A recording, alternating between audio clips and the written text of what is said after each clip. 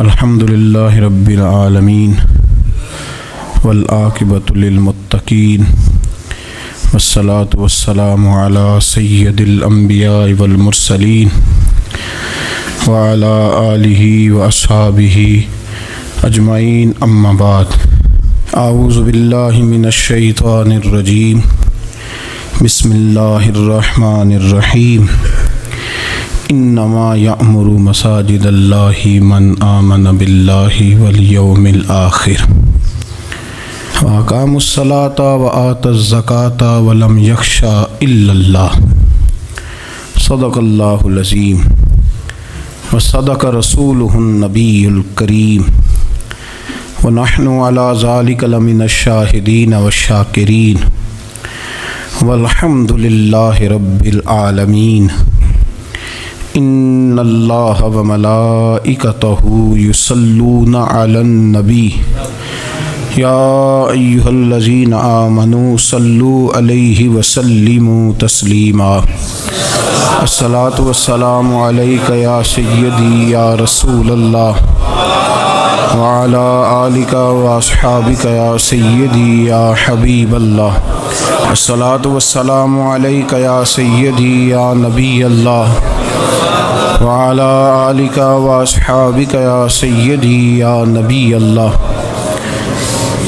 تمام تعریفیں، حمد اور ثنا اللہ تبارک و تعالیٰ کے لیے۔ درود و سلام نبی اکرم نور مجسم شفیع معظم احمد مجتبیٰ جناب حضرت محمد مصطفیٰ صلی اللہ تعالیٰ علیہ وسلم کی ذات والا صفات کے لیے حمد و صلات کے بعد قرآن مجید کی سورہ توبہ ہے، پارہ 10 ہے اور آیت نمبر 18 ہے۔ ارشاد فرمایا، انما یأمر مساجد اللہ من آمن باللہ والیوم الآخر۔ فرمایا اللہ کی مسجدوں کو وہی لوگ آباد کرتے ہیں جو اللہ اور آخرت پر ایمان لاتے ہیں۔ پھر فرمایا وَأَقَامَ الصَّلَاةَ وَآتَ الزَّكَاةَ، جو نماز قائم کرتے ہیں اور زکوٰۃ ادا کرتے ہیں۔ وَلَمْ يَخْشَ إِلَّا اللَّهُ، اور سوائے اللہ کے کسی سے ڈرتے نہیں۔ یہ لوگ اللہ کی مسجدوں کو آباد کرتے ہیں، نماز قائم کرنے والے، زکوٰۃ دینے والے، سوائے اللہ کے کسی کی رضا کو مقدم نہ کرنے والے، اور سب سے پہلے یہ کہ وہ اللہ اور آخرت پر جب ایمان مضبوط ہو جاتا ہے پھر مسجد کی طرف رجوع کرنا آسان ہو جاتا ہے۔ نبی کریم صلی اللہ تعالیٰ علیہ وسلم نے فرمایا ہے کہ اللہ تبارک و تعالیٰ نے مجھے جو فضیلتیں دی ہیں نا، ان میں سے ایک فضیلت یہ ہے کہ اللہ تعالیٰ نے میرے لیے ساری زمین کو مسجد بنا دی ہے۔ اس کا معنی یہ ہے کہ جہاں بھی نماز ادا کرو گے تمہاری نماز ہو جائے گی، لیکن وہ خاص حصہ، وہ خاص جگہ جو نماز کے لیے وقف کر دی جاتی ہے اس کو مسجد کہا جاتا ہے۔ مسجد کا لغوی معنی تو سجدہ گاہ کے، لیکن وہ خاص باؤنڈری جس کو مختص کر دیا جاتا ہے کہ یہاں نماز پڑھی جائے گی، اس کا نام مسجد ہے۔ مسجد سے پیار کرنا، مسجد کے ساتھ دلچسپی لینا، مسجد کے ساتھ دل لگانا، مسجد کی تزئین و آرائش میں، خدمت میں اپنے آپ کو شامل رکھنا، اور سب سے بڑھ کے یہ کہ مسجد کے ساتھ اپنے دل کو جوڑ کے رکھنا، یہ اہل ایمان کی علامت ہے۔ مسلمان کا روحانی رشتہ اللہ اور اس کے رسول صلی اللہ علیہ وسلم کے ساتھ ہے۔ آپ کا جس آدمی کے ساتھ رشتہ مضبوط ہوتا ہے آپ اس کے مکان کی طرف کھینچے چلے جاتے ہیں، کوشش کر کے جاتے ہیں کہ میرا بھائی سے ملنے کو دل کر رہا ہے، تو اس کی طرف توجہ ہو جاتی ہے، وقت نکالتے ہیں، ٹائم خرچ کرتے ہیں، پیسہ لگاتے ہیں، وہاں جاتے ہیں۔ بیٹی میں نے بیاہ دی ہے، اپنے گھر چلی گئی ہے، پر میرا ملنے کو دل کر رہا ہے، وقت فرصت سارا کچھ دیکھ کے وہاں پہنچ جاتے ہیں۔ اصل اس گھر جانا مقصود نہیں ہوتا، اصل تو بیٹی کی ملاقات مقصود ہوتی، اصل بھائی کا مکان دیکھنا مقصد نہیں، اصل تو بھائی کی ملاقات مقصد ہے۔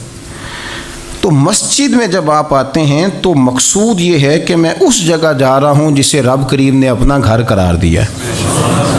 اب اس گھر کے ساتھ دلچسپی، اس گھر کے ساتھ آپ کا تعلق مضبوط ہوتا چلا جاتا ہے۔ رسول کریم صلی اللہ علیہ وسلم نے فرمایا ہے کہ زمین پر جو گھر سب سے پہلے بنایا گیا، جو مسجد سب سے پہلے بنائی گئی، وہ بیت اللہ شریف، مسجد الحرام، اور فرمایا جب ساری دنیا فنا ہو جائے گی تو جو جگہیں باقی رہ جائیں گی وہ مسجدیں، وہ حصہ جس پہ مسجد تعمیر کر لی جاتی ہے وہ حصہ باقی رہے گا۔ مسلمانوں کے اندر جہاں چیزیں بڑی تیزی کے ساتھ پھیلی اور ہماری دلچسپیوں کا رخ جب سے دنیا داری کی طرف زیادہ بڑھا تو مسجد سے بھی تھوڑا سا لوگوں کا رجحان کم ہوا ہے۔ ایک تو لوگ مسجد میں دیر سے آتے ہیں اور پھر جلدی جانے کا شوق رکھتے ہیں۔ کبھی ہم دیکھتے تھے کہ اسکول کا گیٹ بہت بڑا ہوتا تھا لیکن چھٹی کے ٹائم تنگ پڑ جاتا تھا۔ یہی حال مسجد میں جب نماز ختم ہوتی ہے تو اس وقت ہوتا ہے۔ پتہ نہیں کتنے ضروری کام ہیں جو پیچھے ہیں، کون سی ایسی چیز ہے جو دھکیل رہی ہے۔ بچے تو اپنے آپ کو بڑی قید میں سمجھتے تھے اس لیے جایا کرتے تھے، لیکن مسجد سے اس تیزی سے نکلنا، نماز پڑھنے والوں کی نماز کا خیال نہ کرنا، کسی کی تکلیف کا احساس نہ کرنا اور شدت کے ساتھ وہاں سے نکلنے کی کوشش کرنا، اس عمل پر جب غور کیا جائے تو برے خیالات ذہن میں آتے ہیں۔ ایسی چیزیں ذہن کے اندر آتی ہیں جن کا ایک مسلمان کے حق میں ہونا ٹھیک نہیں۔ میرے نبی پاک صلی اللہ تعالی علیہ وسلم نے ارشاد فرمایا، قریب محبوب فرمانے لگے کہ 7 شخص ایسے ہیں کہ قیامت کے دن اللہ کے عرش کے سائے کے علاوہ سایہ نہیں ہوگا، تو رب کریم ان 7 بندوں کو اپنے عرش کا سایہ عطا فرمائے گا۔ وہ 7 لوگ ہیں، ان میں سے نبی پاک صلی اللہ تعالی علیہ وسلم نے ایک شخص وہ بیان کیا کہ جو نماز پڑھ کے مسجد سے نکل تو جاتا ہے پر اس کا دل مسجد کے ساتھ جڑا رہتا ہے، اس کی طبیعت مسجد کے ساتھ لگی رہتی ہے کہ اللہ کے گھر سے ہو کے آیا ہوں، مجھے دوبارہ اللہ کے گھر جانا ہے۔ اس کا دل لگا رہتا ہے، جڑا رہتا ہے، وہ انتظار کرتا ہے کہ دوبارہ کب میں نے مسجد میں جائیں۔ یہ رویہ نہیں اس کا ہونا چاہیے کہ وہ کہے اوہو سردیوں میں تو بس نماز ہی نماز رہ گئی ہے، اعتراض نہ کرتا پھرے، بلکہ وہ اس کا دل جڑا رہے۔ مسجد کے ساتھ جو خاص رشتہ ہے، بخاری مسلم میں حدیث ہے، نبی پاک صلی اللہ علیہ وسلم نے فرمایا، ویسے تو ساری زمین ہی اللہ کی ہے نا، للہ ما فی السماوات و ما فی الارض، زمین و آسمان میں جو کچھ بھی ہے وہ اللہ کا ہے، لیکن حضور فرماتے ہیں کہ خطہ زمین پر جو جگہ رب کو سب سے زیادہ پیاری، جگہ ساری اللہ کی ہے، پر جو اللہ کو سب سے پیارا ٹکڑا ہے وہ جگہ ہے جہاں مسجد بنا دی جاتی ہے۔ وہ خاص خطہ، آپ ذرا حدیث کے لفظوں پر غور کریں، فرمایا احب البلاد، وہ اللہ کا محبوب ٹکڑا ہے زمین پر جہاں مسجد بنا دی جاتی ہے۔ وہ اب آپ اندازہ کریں کہ وہ پیسے کتنے قیمتی ہیں، جو کمائے کسی نے تھے، لگ مسجد میں گئے، اور محبوب کس کے ہو گئے؟ اللہ تعالیٰ کے۔ یعنی میرے تیرے کمائے ہوئے پیسے اللہ کے محبوب پیسے تب بنیں گے جب اللہ کے گھر میں خرچ ہو جائیں گے، تعمیر مسجد پر، تشکیل پر۔ فرمایا یہ سب سے زیادہ اللہ کو، اور سید عالم صلی اللہ تعالی علیہ وآلہ وسلم نے ارشاد فرمایا کہ اللہ تبارک و تعالیٰ کو زمین پر، زمین ساری ہی اللہ کی ہے، لیکن اللہ تبارک و تعالیٰ کی زمین پر جو جگہ اللہ کو ناپسند ہے وہ جگہ ہے جہاں بازار بنا دیا جاتا ہے، جہاں مارکیٹیں بنتی ہیں، جہاں لوگوں کے ساتھ ظلم ہوتا ہے، دھوکے ہوتے ہیں، جھوٹ بولا جاتا ہے۔ یہ بخاری مسلم کی حدیث۔ ناپسندیدہ زمین کا ٹکڑا وہ ہے جہاں بازار بنتا ہے، اور پسندیدہ ٹکڑا وہ ہے جہاں شوق کس بات کا زیادہ، میری مارکیٹ ہو کہ میرے نام کی مسجد ہو، یہ میری زمین کا جو ٹکڑا میری مارکیٹ ہو، میرا پلازا ہو، اور پچھلا مکان خرید کے نہ تو ایک لائن پیچھے نکالتا ہوں، 12 دکانیں ادھر ہو جائیں گی، 12 دکانیں ادھر ہو جائیں گے، پھر حساب نکالتا ہے کہ 20,000 ایک کا کرایہ ہے تو کتنا بنا مہینے کا۔ اس کو یہ نہیں پتا کہ تیری یہ زمین تھی اللہ کی، اب تو نے اس کا وہ حشر کیا ہے کہ یہ ناپسندیدہ ترین ہو گئی، ناپسندیدہ ترین. اور اگر تیری ہی زمین ہو، اپنی خوش قسمتی تو دیکھیں کہ میری زمین، میرے پیسے، اور جب میں نے مسجد بنا دی تو وہ پیسے رب کے پیارے ہو گئے، وہ زمین اللہ کی محبوب ہو گئی، وہ پیسے پیارے ہو گئے، وہ محبوب ہو گئے. لیکن بڑا ہی مشکل کام ہے. مسجدوں میں اعلان ہوتا ہے کہ بل آ گیا ہے، کو مہربانی کرو، اور پھر پکے سچے حاجی، نمازی، نیک صالح پرہیزگار بندے بڑی مشکل سے جیب میں ہاتھ ڈالتے ہیں، اور جو باہر آتا ہے اس میں پورا 100 روپیہ نکل آتا ہے، پورا ہی 100. یعنی کہ اور گننے میں آپ کو پتہ ہے 1 روپیہ کر کے گنے تو 5-7 منٹ تو 100 گننے میں لگ ہی جاتے ہیں، پھر وہ گننا پڑتا ہے. اور مسجد کی ٹوپیوں میں سے، مسجد کے گلوں میں سے اکثر وہ لوٹ نکلتے ہیں جو دکاندار لیتا ہی نہیں، وہ کہتے ہیں اللہ کو دے آتے ہیں جا کے. دیکھیں اپنا رویہ اس لحاظ سے درست کریں، اس لحاظ سے درست کریں کہ تو یہ شدت ہے، یہ تناؤ ہے مزاج کا، اس سے انسان کا اخلاقی حسن ضائع ہوتا ہے، اس سے جو انسان کی انسانی خوبصورتی ہے وہ چلی جاتی ہے. وہ کسی نے کہا تھا کہ تعلقات جب حد سے گزر جائیں تو غم ملتے ہیں، اس لیے ہم ہر شخص سے کم ملتے ہیں. ہم کوشش کرتے ہیں کہ معتدل رہیں، زیادہ آگے بڑھنا ہی نہ پڑے. نبی پاک صلی اللہ تعالیٰ علیہ وآلہ وسلم نے ہمیں معتدل دین دیا ہے، اعتدال والا، درمیانہ، اور فرمایا بہترین رستہ درمیانہ رستہ ہے. اور نبی پاک علیہ الصلوۃ والسلام نے فرمایا جو درمیانی چال چلتا ہے وہ کبھی تنگ نہیں ہوتا، جو اعتدال کا رستہ اختیار کرتا ہے تکلیف میں نہیں آتا. معتدل چلنے والے لوگ جو ہوتے ہیں ان کا بیلنس ہمیشہ ٹھیک رہتا ہے، ان بیلنس نہیں ہوتے. تو معتدل زندگی گزاریں، اعتدال پسند بنیں، چیزوں میں شدت نہ لائیں. نبی پاک علیہ الصلوۃ والسلام نے فرمایا دین میں بھی غلو نہ کرو. فرمایا تم سے پہلے لوگ غلو کی وجہ سے ہلاک ہو گئے. کچھ لوگ غلو کرتے ہیں، چھوڑ دیا جی میں نے سارا کچھ، میرا کوئی تعلق نہیں جی، میں نے نہیں بیاہ کرانا، میرا شادی سے کیا لینا دینا، میں نے گھر چھوڑ دیا جی، اب میں نے بس تسبیحاں ڈال لی ہیں گلے میں جی، میں اب بس مسجد میں ہی ہوں جی، میں فلانی جگہ. دین تو اس کو پسند ہی نہیں کرتا. یہ تو حقوق سے بھاگنے والی بات ہے، شریعت تو اس کو سپورٹ ہی نہیں کرتی. وہ میں نہ جناب چھوڑ دیا جی میں کچھ نہیں کھاتا جی، بس میں تو روزہ رکھتا ہوں ہر روز، ساری رات اللہ اللہ کرتا ہوں. اس کو پسند نہیں کرتا دین اسلام.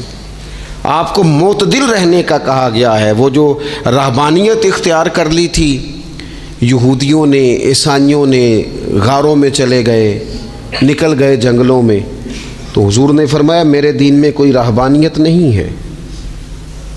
دین تو کہتا ہے کہ آپ روٹین کے کام کریں، روٹین کے، اور روٹین کے کام ہی صحیح کر کے کریں، اسی میں آپ کو اللہ کی رضا نصیب ہو جائے گی. لیکن نا حضور نے فرمایا جو محنت کر کے روزی کمانے والا اللہ کا دوست ہے. سچا تاجر جو ہوگا اسے اللہ قیامت کے دن نبیوں کے ساتھ جگہ عطا فرمائے گا. تو نبی پاک علیہ الصلوۃ والسلام نے تو سپورٹ کر دی. فرمایا جو تو کام کر رہا ہے یہی کرتے کرتے تجھے اللہ کا قرب نصیب ہو جائے، اسی کو صحیح کر کے کر. یہ جو غلو ہے، یہ جو شدت پسندی ہے، اسے منع کیا. نبی پاک علیہ الصلوۃ والسلام کے گھر میں 3 صحابہ کرام علیہم رضوان تشریف لے گئے. انہوں نے جا کے نبی پاک علیہ الصلوۃ والسلام کی عبادت کا حال پوچھا. چند صحابہ گئے تو ازواج مطہرات نے ارشاد فرمایا کہ محبوب گھر تشریف لاتے ہیں، کچھ وقت آرام کرتے ہیں، کچھ وقت ہمیں دیتے ہیں، کچھ وقت عبادت میں گزارتے ہیں. وہ تو گئے تھے جا کے یہ معلومات کریں گے اوہو کہ سرور کائنات تو ساری رات اپنے رب کو یاد کرتے. ہمارے ہاں بھی لوگ پیری مریدی کے سلسلے میں جب کہیں جاتے ہیں تو ان کا خیال ہوتا ہے کہ جو پیر صاحب ہوتے ہیں نا جی، نہ وہ روٹی کھائیں، نہ ان کے ہاتھ میں موبائل نظر آئے، نہ وہ ہنسیں، نہ انہوں نے اچھے کپڑے پہنے ہوئے ہوں، بالکل ایک فقیر آدمی. اور جب بھی ہم جائیں نا وہ تھوڑی، اور لوگ کرتے بھی ہیں یہ کام اللہ ماشاء اللہ، لوگوں کو دکھانے کے لیے وقتی طور پر بعض جگہوں پہ یہ سلسلہ ہوتا بھی ہے. لیکن یہ وہ نارمل زندگی نہیں جو ہمیں رسول پاک نے سکھائی ہے. یہ وہ دین نہیں کہ آپ بالکل کٹ گئے اور آپ حیرت انگیز بات کر رہے ہیں اور آپ جناب بالکل دنیا کا آپ سے کوئی تعلق ہی نہیں ہے. یہ تو رہبانیت ہے اور اسلام اس کو قبول نہیں کرتا۔ وہ صحابہ کرام علیہم رضوان نے نبی پاک علیہ السلام کے احوال شریفہ سنے تو وہ کہنے لگے کہ نبی پاک کے صدقے تو اللہ اگلے پچھلوں کو معاف کرے گا، حضور تو محبوب ہیں۔ یہ سن کے اب انہوں نے اپنے دل میں جو ارادہ کیا، کہنے لگے محبوب تو وراء الورا ہیں، لیکن ہم چونکہ گناہگار لوگ ہیں، عام آدمی ہیں، ہم اس طرح کریں گے کہ ہم ساری رات اللہ کی عبادت کریں گے۔ حضور تو محبوب ہے نا، چلو کچھ دیر آرام بھی کرتے ہیں، ہم ساری رات عبادت کریں۔ ایک نے کہا کہ بھائی میں تو ہر روز روزہ رکھا کروں گا نفلی۔ تیسرے نے کہا میں شادی نہیں کروں گا، میں ایسے ہی وقت گزاروں گا، تجرد کی زندگی گزاروں گا۔ رسول پاک علیہ السلام کو جب اس بات کی خبر پہنچی تو پتہ حضور نے تبصرہ کیا قربان جائیں۔ کیا انداز ہے گفتگو کا۔ محبوب فرمانے لگے یہ میں نے کیا سنا ہے کہ میں شادی نہیں کروں گا اور میں ہر روز روزہ رکھوں گا اور میں ساری رات ہی نفل پڑھوں گا، آرام ہی نہیں کروں گا۔ محبوب فرمانے لگے میں تم سب سے زیادہ اللہ کو جانتا ہوں اور میں تم سب سے زیادہ رب سے ڈرتا ہوں۔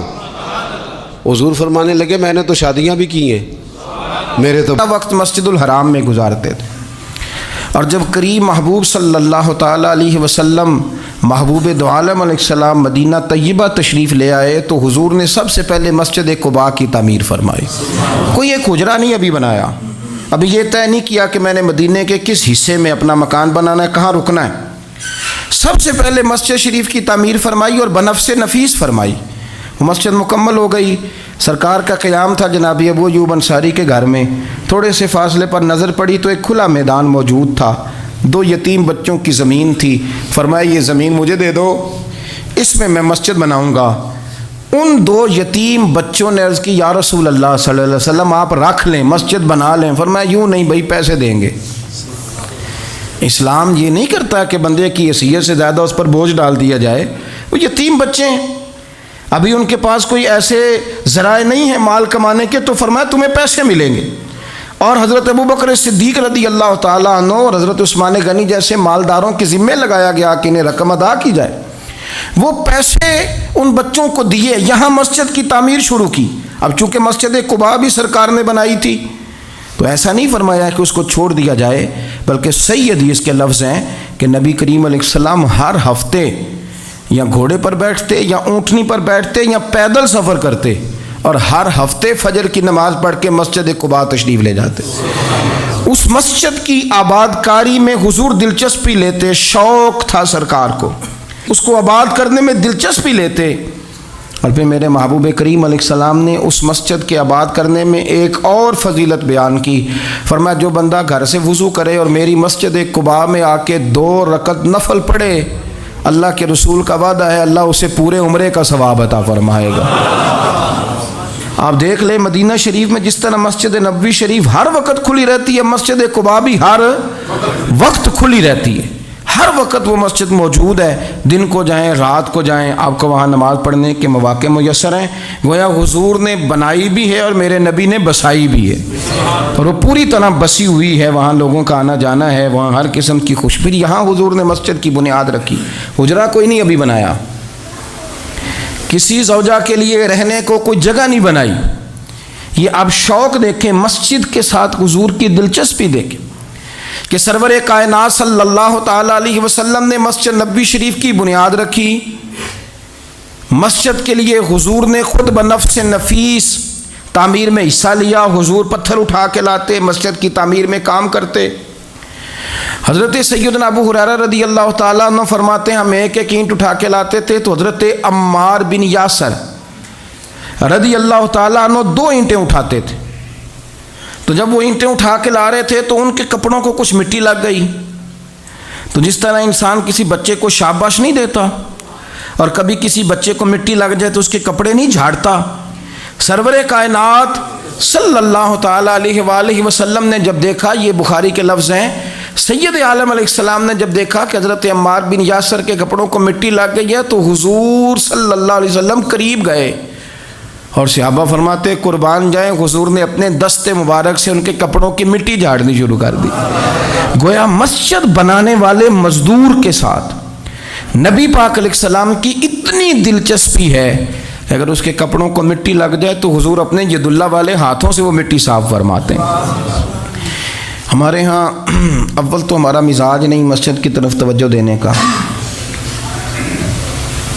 اگر کوئی 2-4 بندے مسجد کی کمیٹی میں کبھی زبردستی الجھ جائیں، ان کو الجھا ہی لیا جائے، تو سب سے پہلا فتویٰ یہ لگتا ہے کہ یہ بندہ خزانچی ہے، مسجد کو کھا گیا.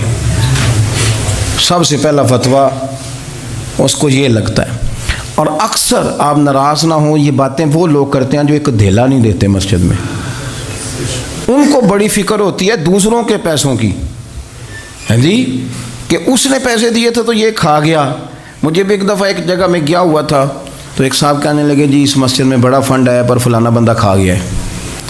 تو اس سے بھی تھوڑا سا وہ یہ ہوتا ہے کہ جب آپ کسی کے خلاف بات کرتے ہیں تو سامنے والا آپ کو اپنی ہمدردی دے کے تو 1-2 بات اور کرتا ہے. میں نے اس سے کہا کہ آپ نے کتنے پیسے دیے مسجد میں؟ کہنے لگا جی کچھ میں نے بھی دیے. میں کہا چل پہلے تیرے تے دعا مانا وہ کو آ چلیے. کہنے جی نہیں وہ تو میں دے چھڑے. تو میں کہا پھر جنہیں دیتے سن انہوں نے بھی دے ہی چھڑے کہ توں حساب لینا ہے کہ اللہ لینا ہے. اتنا زیادہ ٹینشن لینے کی کیا ضرورت ہے آپ کو؟ اس بندے نے بھی مرنا ہے، قبر میں جانا ہے. میں کیا بھائی تیرے تے دعائیے نہ پیسے جڑے تیرے کھا گئے، تو تے وصول کرنا تو باقیوں کے دیکھے جائیں گے. آپ کو یہ توفیق نہیں ہے کہ آپ تھوڑا سا آگے بڑھیں، کام دیکھیں، اخراجات دیکھیں، معاملات دیکھیں کسی بھی مسجد کے. آپ تنقید کر رہے ہیں کمیٹی پہ مفت کی، اور اس کا نتیجہ کیا نکلتا ہے؟ مسجدوں میں جھگڑے ہوتے ہیں، فسادات ہوتے ہیں، دنگا ہوتا ہے. اور امام صاحب بیچارے انہوں نے بھی تو پھر کو پارٹی رکھنی ہوتی ہے، جینا تو ہے نا دنیا میں. وہ بھی پھر کبھی کبھی دیکھ لیتے ہیں کہ اب پارٹی بھاری کیڑی ہے تو اس کی طرف وہ توجہ کر لیتے ہیں. پھر وہ بھی ایک نیا دنگا شروع ہو جاتا ہے، کیونکہ مسجد میں امام اس نے رہنا ہے جس نے بندوں کو راضی رکھنا ہے، اس کی پابندی ہوتی ہے. ایک نے کہہ دیا تو کھل کے نماز پڑھا، سویرے ہی تو مزہ ہوتا ہے نماز پڑھن کا، تو دوسرا کہتا ہے قاری صاحب آپ تو فارغ ہیں، ہم نے تو ڈیوٹی بھی کرنی. مسجد کی آباد کاری میں آپ حصہ لیں، چیزوں کو دھیڑنے میں آپ کردار نہیں ادا کریں، کیونکہ مسجد اللہ کی رضا کے لیے. اور میرے نبی پاک علیہ السلام نے فرمایا جس نے اللہ کی رضا کے لیے مسجد بنائی اس نے اپنے لیے جنت میں مکان تعمیر کرا لیا ہے. شرط یہ ہے کہ اللہ کی رضا کے لیے پارٹی بازی کے طور پر مسجد نہ بنائے، رضا الہی کے لیے مسجد بنائے. اس نے اپنے لیے جنت میں مکان بنا لیا ہے. مسجد کے ساتھ دلچسپی ہونی چاہیے، مسجد کی صفائی کریں، مسجد کے ساتھ آپ دیکھیں کہ کون سا بلب خراب ہے، اس بلب کو آپ چینج کر دیں. آ کے تنقید کر کے چلے جانا کہ فلانا بندہ فلانا کام نہیں کرتا، یہ تو بڑا آسان کام ہے، یہ تو آپ کسی سے بھی کرا لیں. یہ تو لیکچر ساری دنیا دیتی ہے کہ فلانا غلط ہے، فلانا غلط ہے. چیزوں کو غلط کہنا، بندوں کو غلط کہنا یہ آسان ہے، لیکن غلط چیزوں کو ٹھیک کر لینا یہ مشکل کام ہے. یہ والا میرے بھائی فریضہ سر انجام دیں. کوشش کریں کہ مسجد کے آپ قریب آئے. حضرت تمیم داری رضی اللہ تعالیٰ عنہ میرے نبی کریم کے صحابی ہیں. انہوں نے نا سب سے پہلے مسجد میں آ کے چراغ جلایا تھا. اتنے راضی ہوئے میرے نبی پاک، اتنے راضی ہوئے، فرمایا تمیم تو نے مسجد میں چراغ نہیں جلایا، تو نے تو اپنی قبر روشن کر لی ہے. اور فرمایا تم نے تو مکمل نور حاصل کر لیا ہے، مکمل. اور خاص حضور نے ڈیوٹی لگائی سیدنا بلال حبشی کی. وہ مسجد کا خیال کرتے، مسجد پہ توجہ دیتے. مسجد نبی میں کون سی چیز کہاں کس انداز میں کرنی ہے، حضرت بلال وہ خدمت سر انجام دیتے. نبی پاک علیہ السلام مسجد کے لیے مختلف اوقات میں مختلف احکام جاری کرتے. پہلے سرکار دو عالم صلی اللہ علیہ وسلم نے ایک دروازہ مخصوص کر دیا تھا. فرمایا بھئی ایک فیصلہ میرا یہ ہے کہ اس گیٹ سے صرف عورتیں آئیں گی، مرد نہ داخل ہوں. حضور نے وقف کر دیا عورتوں کے لیے. پھر ایک وقت ایسا آیا کہ نبی پاک صلی اللہ علیہ وسلم کے بہت سارے صحابہ نے جن کے گھر مسجد کے بالکل ساتھ ساتھ تھے، انہوں نے مسجد کے اندر دروازے کھول لیے تھے، مسجد میں آیا کرتے تھے. اللہ کے رسول صلی اللہ علیہ وسلم نے فرمایا بھی اب جماعت کا وقت ہوتا ہے اور بالکل دروازہ مسجد کے اندر تم نے کھولا ہوا ہے تو کچھ چیزوں میں مشکل پیدا ہوتی ہے، لہذا سارے دروازے بند کر دو، ایک دروازہ کھلا رہے، اور وہ ہے جناب ابو بکر صدیق کا. وہ آج بھی کھلا ہے مسجد نبی میں. اس کو وہ دروازے کو بند نہیں کرتے، کبھی ضرورت ہو تو وہ آگے کوئی کنات لگا دیتے ہیں. دروازہ وہ ہمیشہ کھلا رہتا ہے، اس لیے کہ اس کو میرے نبی پاک نے کھولا ہے. وہ دروازہ کھلا رہتا ہے. حضور نے مختلف اوقات میں مسجد کی تزئین و آرائش میں، اس کی وسعت میں دلچسپی کا اظہار کیا. حضرت بلال جھاڑو دیتے، آنے والے لوگوں کا خیال کرتے. مجھے کہہ لینے دیں، اس کو سیاسی نہ رہنا سمجھیں، مجھے کہنے دیں اور میں بہت ساری احادیث اور بہت ساری سیرت کی کتابوں کا نچوڑ ایک جملے میں بیان کرتا ہوں. مسجد نبوی ایک پارلیمنٹ ہاؤس کا درجہ رکھتی تھی. بچے بھی ہیں، حضور فرمانے لگے میں تو روزہ بھی رکھتا ہوں اور میں تو نفلی روزے چھوڑتا بھی ہوں۔ محبوب کریم علیہ الصلوۃ والسلام فرمانے لگے میں تو رات کو عبادت بھی کرتا ہوں اور آرام بھی کرتا ہوں۔ اللہ کے رسول صلی اللہ تعالیٰ علیہ وسلم ارشاد فرماتے فرماتے بات کہاں تک لے گئے؟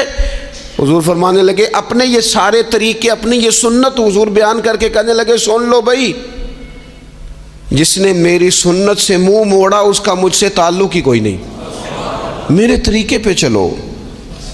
جو میں تمہارے لیے اسوہ چھوڑ کے جا رہا ہوں اس اسوے کو اپناؤ، اس طریقہ مبارکہ پر عمل کرو، اعتدال نہ چھوڑے کبھی بھی۔ غیر معتدل ہو جاتے ہیں لوگ، میں نے دیکھا ہے کہ وہ جب بندہ غیر معتدل ہو جاتا ہے تو چیزوں کا حسن ختم ہوتا ہے، اس کا وقار اٹھ جاتا ہے، اس میں تازگی نہیں رہتی، اس کے اندر وہ کیفیت نہیں رہتی۔ یہ دین کی بات ہے نا، تبلیغ ہے، یہ بھی حد سے زیادہ نہیں کرنی چاہیے۔ حضرت عبداللہ ابن مسعود رضی اللہ تعالیٰ عنہ سے لوگوں نے کہا تھا ہمارا دل کرتا ہے آپ روز واز کریں، روز تقریر کریں، ہم روز سنیں، تو آپ فرمانے لگے نہیں، ہفتے میں 3 دن بات کروں گا۔ اتنی بات کریں گے جو معتدل رہے، جو حد سے زیادہ نہ بڑھے۔ وہ ہمارے ہاں رواج ہے نا 2.5 گھنٹے کی تقریر کا، 3 گھنٹے کی تقریر کا، 4 گھنٹے کی تقریر کا۔ تو ہم سے لوگ کئی دفعہ کہتے ہیں اسی تے گل سمجھن لگے سا تسی ختم کر دیتی۔ تو میں نے کہا آپ شروع لیٹ ہوئے نا، ہم اللہ کے فضل سے پہلی بات سے شروع ہو گئے تھے۔ ہم نے وہ آدھا گھنٹہ تمہید پہ نہیں نہ لگایا۔ تجاوز نہ کریں چیزوں سے، اعتدال میں رہیں۔ دیکھیے اسلام ہمیں یہ کہتا ہے کہ تم کھانا کھاؤ، کلو وشربو، کھاؤ بھی پیو بھی، تمام جائز چیزیں کھانے کی اجازت ہے، لیکن نبی پاک علیہ السلام نے فرمایا کمر سیدھی رکھنے کے لیے کھاؤ، اور جب تمہارا بڑا جی چاہے نا پیٹ بھر کے کھانے کو، تو کریم فرمانے لگے پھر بھی 3 حصے کرو کھانے کے، ایک حصے میں ہوا ہو، ایک میں پانی ہو، اور ایک میں خوراک ہو۔ پھر بھی پیٹ بھر کے نہ کھاؤ، بلکہ اللہ کے رسول صلی اللہ تعالیٰ علیہ وسلم فرمانے لگے کسی نے اتنا برا برتن بھرا ہی نہیں جتنا کسی نے اپنے پیٹ کو بھرا۔ سب سے برا برتن تم نے بھرا۔ زیادہ کھائیں گے خواہشات زیادہ پیدا ہوں گی، زیادہ کھائیں گے نیند زیادہ آئے گی، زیادہ کھائیں گے غفلت زیادہ طاری ہوگی۔ لیکن کچھ لوگوں کا مقصد زندگی کھانا ہے، صبح کی پلاننگ الگ ہے، دوپہر کی الگ ہے، شام کی الگ ہے۔ آپ حیران رہیں گے کہ آپ اس ملک میں رہتے ہیں جس میں سب سے بہترین بزنس ہوٹل چلانے کا بزنس ہے، کھانے پینے کا کام کرو، یہ بھی بنا لو، یہ بھی بنا لو، اچھا بھلا کھا پی کے اس کے بعد فاسٹ فوڈ کا آرڈر دے دیا جاتا ہے، اور کھانے کے بعد کتنی ساری چیزیں۔ اب تو یہ میں کچھ عرصے سے دیکھ رہا ہوں، اچھا بھلا کھانا کھاتے ہیں، اس کے بعد چائے کے ساتھ بسکٹ آ جاتے ہیں۔ میرا ایک تو کہتے ہیں حضرت بلال نے سب سے پہلے مجھ سے پوچھا کہ بتاؤ میرے نبی پاک کی مسجد کا کیا حال، وہ فلاں کونے کی کیا پوزیشن ہے، فلاں جگہ اب کیا حالات، وہ فلاں جگہ سیدہ عائشہ کے حجرے کے پاس فلانا کام ہونے والا تھا، اس کی کیا پوزیشن ہے، ایک ایک چیز کے بارے میں پوچھا۔ کیا خوبصورت فرمان ہے حضرت عبداللہ ابن مسعود کا۔ آپ فرمایا کرتے اللہ کا کوئی بندہ جب مسجد میں کسی مخصوص جگہ نماز پڑھتا ہے نا، تو جب وہ کچھ دن نہیں آتا تو مسجد اس کا انتظار کرتی، مسجد اس سے ڈھونڈتی ہے، مسجد پوچھتی ہے وہ کدھر گیا، قربان جاؤں۔ فرمایا اگر وہ بندہ انتقال کر جائے، وہ دنیا چھوڑ جائے، تو مسجد کی وہ صف روتی ہے، وہ اسے ڈھونڈتی ہے، وہ اس کو تلاش کرتی ہے، وہ اس کے لیے آنسو بہاتی، اللہ کے حضور التجا کرتی ہے کہ یا اللہ وہ یہاں رہا کرتا تھا، وہ یہاں نماز پڑھتا تھا، وہ یہاں آیا کرتا تھا، مسجد اس کے لیے روتی ہے۔ اللہ کرے آپ سمجھے میری بات۔ کسی کو بیٹے رو رہے ہیں، کسی کو بیٹیاں رو رہی ہیں، کسی کو وہ لوگ رو رہے ہیں جن کی ضرورتیں پوری کرتا تھا، اور یہ جو مسجد سے پیار کرنے والا تھا، مسجد کا نمازی، اس کے لیے مسجد کی صف، مسجد کا مصلی آنسو بہاتا ہے، اے مالک وہ کہاں گیا جو یہاں نماز پڑھتا تھا، مجھے بتلاؤ۔ جس کو مسجد یاد کر کے روئے گی، پھر اس کی قبر پہ اللہ کتنی رحمتوں کا نزول فرمائے، پھر اس کے اوپر کس قدر کرم کی برکھا برسے، اسے کس قدر نوازا جائے گا جس کے لیے مسجد روئے گی۔ مسجد کا یہ اعزاز ہوگا جس کے لیے۔ ایک صحابی نے عرض کیا تھا کہ یا رسول اللہ صلی اللہ علیہ وسلم میں نابینا ہوں، مجھے نظر نہیں آتا، اجازت ہے گھر میں نماز پڑھ لوں؟ تو میرے کریم علیہ السلام نے فرمایا تیرے کانوں میں اذان کی آواز جاتی ہے؟ حضور جاتی ہے۔ فرمایا پھر گھر نہ پڑھ، پھر مسجد آ کے پڑھ، پھر تو مسجد میں آیا کر، تو نماز پڑھا کر، تیرے کانوں میں آواز جاتی، لہذا تو مسجد میں آیا کر، یہاں آ کے نماز پڑھا کر۔ بہت سارے لوگ ہیں عدم دلچسپی، ہاں گھر میں بھی نماز پڑھنی چاہیے۔ مشکات میں حدیث ہے، نبی پاک علیہ السلام نے فرمایا اپنے گھروں میں مسجدیں بناؤ، یعنی ایک جگہ مخصوص کرو ہاں جہاں صرف نماز پڑھی جائے۔ فرمایا اپنے گھر میں مسجد بناؤ اور کچھ حصہ نماز کا گھر میں بھی پڑھا کرو، کچھ نوافل، کچھ سنتیں، کچھ حصہ گھر میں بھی نماز کا پڑھا کرو۔ فرمایا اپنے گھر کو قبرستان نہ بناؤ۔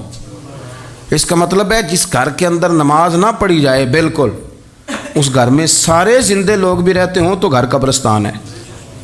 یہ حضور کا فرمان ہے کہ سارے لوگ زندے ہیں، ہنستے ہیں، بستے ہیں، کھیلتے ہیں، اٹھتے ہیں، پر 2 رکعتیں نماز نہیں پڑھی جاتی، وہ قبرستان ہے۔ حضور نے فرمایا قبرستان ہے۔ جتنی مرضی ٹائلیں لگی ہوئی ہوں، ہر کمرے میں اے سی ہو، بڑا شاندار باتھ روم ہو، ساری سہولتیں ہوں، اگر گھر والے گھر میں کچھ نماز نہیں پڑھتے، خواتین نہیں پڑھتی، مرد کچھ نفل نہیں پڑھتے، وہ قبرستان ہے۔ اور جس گھر میں کوئی اٹھ کے سویرے تہجد کا وضو کرتا ہے، وہ مردوں کا گھر نہیں، وہ تو زندوں کا گھر ہے۔ بچوں کو تکلیف تو ہوتی ہے جب سویرے بوڑھے اٹھ کے تہجد کا وضو کرتے ہیں، انہیں کیونکہ ان کے سونے کا ٹائم ہی وہ ہوتا ہے جب بابے اٹھ جاتے ہیں۔ بابا جی سویرے اٹھ کے وضو کر رہے ہوتے ہیں تو بچہ تنگ ہوتا ہے، دیکھو جی مطلب چونکہ اس نے تو سونا ہی اس وقت ہے جب دنیا کے جاگنے کا وقت ہے، لیکن اس کو پتہ نہیں جب تیرے گھر میں کوئی تہجد کا وضو کرتا ہے تو رب راضی کتنا ہوتا ہے۔ ہو سکتا ہے تیری بھی بڑی خطائیں اس کی وجہ سے معاف ہو جاتی ہوں۔ اس کا بوڑھا باپ، اس کا دادا، اس کا نانا سویرے اٹھ کے نماز پڑھنے لگا، ہم کیوں نہیں اس بات کو سمجھتے کہ مسجد کے ساتھ ہماری دلچسپی، اللہ کے گھر کے ساتھ ہمارا تعلق۔ میرے نبی کریم صلی اللہ تعالیٰ علیہ وسلم نے فرمایا میں نے جنت کے اندر دیکھا کہ کس عمل کا ثواب زیادہ ہے، تو فرمایا میں نے سب سے زیادہ اجر والے جو اعمال دیکھے ان میں ایک عمل یہ ہے کہ جو بندہ مسجد کی صفائی کر کے کچھ کوڑا مسجد سے باہر نکال دے گا، رب کریم اسے جنت میں بڑا درجہ عطا فرما دے گا۔ لیکن یہ تو کام کرے گا کوئی غریب آدمی، ناراض نہ ہونا، مسجد میں جھاڑو دے گا کوئی۔ میں نے اپنے لاہور والے سارے پیر بھائیوں کو بلایا تھا، کچھ دن ہوئے، میں نے ان کو نصیحت کی تھی کہ آپ اپنے علاقے کی مسجد کی صفائی کیا کریں، اور ساتھ میں نے انہیں کہا تھا کہ یہ میرا اپنے حکم سمجھنا ہے کہ مسجد کے انتظامی معاملات میں مداخلت نہیں کرنی، اپنی مسجد محلے کی میں جائیں اور جا کے جھاڑو دیں۔ بابا فرید صاحب رحمۃ اللہ علیہ فرمایا کرتے تھے جو چاہتا ہے اس کے دل کو سکون ملے تو وہ اللہ کے گھر میں جھاڑو دیا کرے، اور خود اپنے آپ سے کہا کرتے تھے اٹھ فریدہ ستیا جھاڑو دے مسجد، تو ستیں رب جاگدا تیری ڈاڈے نال پرید۔ مسجد کی صفائی کر، لیکن یہ بھی غریبوں کے حصے میں آیا۔ امیر بندہ تو 50,000 روپیہ دیتا ہے مسجد میں، کہتا ہے واکر خرید لو، پھر اس کے بعد قاری صاحب سے آ کے کہتا ہے کہ تو واکر لے کے دیتا سی، صفائی کیوں نہیں کرا دے؟